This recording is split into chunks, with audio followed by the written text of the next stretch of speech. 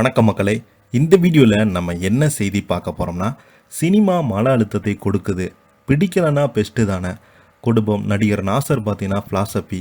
சமீப காலமாக நடிகர் நாசர் அவர்கள் இறந்து போயிட்டதாக இணையதளத்தில் வதந்திகளை கிளப்பினாங்க.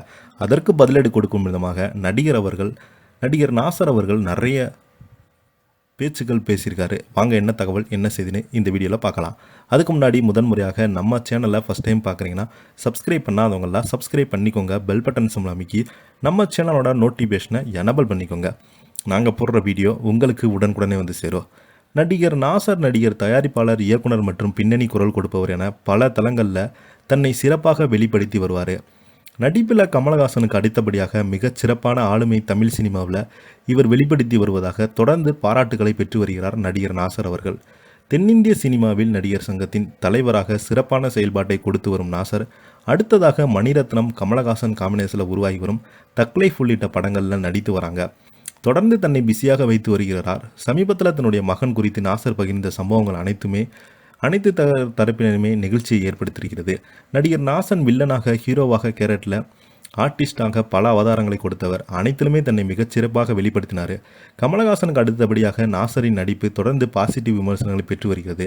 நடிகராக மட்டுமல்லாமல் இயக்குனர், தயாரிப்பாளர், பின்னணி குரல் கொடுப்பவர் என்ற அடுத்தடுத்த தளங்களில் தன்னை சிறப்பாக வெளிப்படுத்தினார் நாசர். தென்னிந்திய சங்கத்தின் தலைவராக செயல்பட்டு வருகிறார். அடுத்து நடிகர் கமலஹாசன் இணைந்து தக் லைஃப் படத்தில், சூர்யா ரெட்ரோ படத்தில் நாசர் நடித்திருக்கிறார்.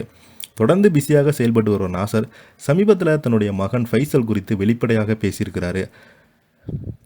தன்னுடைய மகன் விபத்து காரணமே கோமாவில் 14 நாட்கள் இருந்த நிலையிலும் அவருக்கு நடிகர் விஜய் மட்டுமே ஞாபகத்தில் இருந்தார் என்றும் நாசர் தெரிவித்தார். அவரை குணப்படுத்தி விஜயின் புகைப்படங்கள், வீடியோக்களை அதிகமாக போட்டு காட்டியதால் இந்த விஷயத்தை கேள்விப்பட்ட நடிகர் விஜய் தன்னுடைய மகனை அடிக்கடி பார்க்க வந்ததாகவும் தன்னுடைய நெகிழ்ச்சியை நாசர் வெளிப்படுத்தினார். இந்த நிலையில் தன்னுடைய கெரியரில் குறித்து நாசர் சமீபத்தில் பேட்டி ரசிகர்களை வெகுவாக கவர்ந்திருக்கிறது.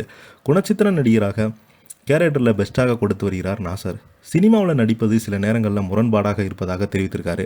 சில நேரங்களில் சுகமாக சில நேரங்களில் மன அழுத்தத்தை சினிமா கொடுப்பதாகவும், ஆனாலும் அதை நேசித்து தன்னுடைய கேரக்டரை எப்படியாவது பெஸ்ட்டாக கொடுப்பது என்பது மட்டுமே யோசிப்பது நாசருடைய வேலை.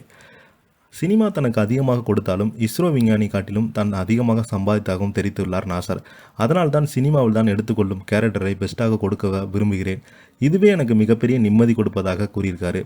சினிமாவை நேசிப்பதை காட்டிலும் அது சிறப்பாக செய்வதை தான் விரும்புவதாக நாசர் அவர்கள் தெரிவித்திருக்கிறார். இந்த நிலையில் சமீப காலமாக நடிகர் நாசர் அவர்கள் இறந்து விட்டதாக நிறைய யூடியூப் சேனல்களில் வதந்திகளை பரப்புகிறாங்க.